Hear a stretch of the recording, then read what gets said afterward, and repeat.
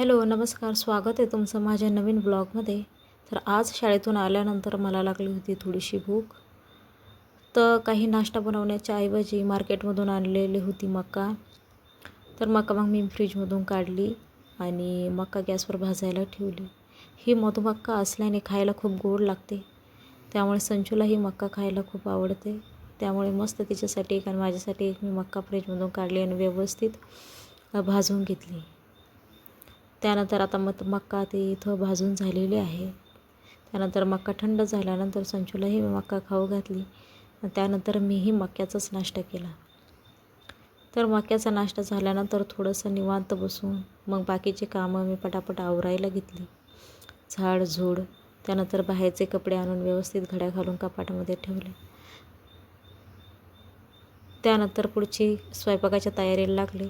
संचूसाठी मागच्या आठवड्यात मी ड्रायफ्रूटचे लाडू बनवले होते. संचू ते लाडू खात एका जागेवर बसली. त्यानंतर संध्याकाळी स्वयंपाकासाठी मला बनवायचे होते कांदा भजी.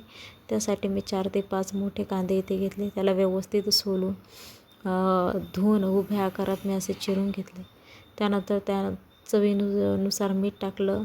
त्यानंतर हिरवी मिरची, लसूण, कोथिंबीरचं वाटण मी त्यामध्ये टाकलं. हळद, जिरे, थोडीशी ओवा आणि भज्याबरोबर खाण्यासाठी मी ग्रीन चटणी बनवली होती. कोथिंबीर आणि पुदिन्याची ही चटणी भज्याबरोबर खूप छान लागते.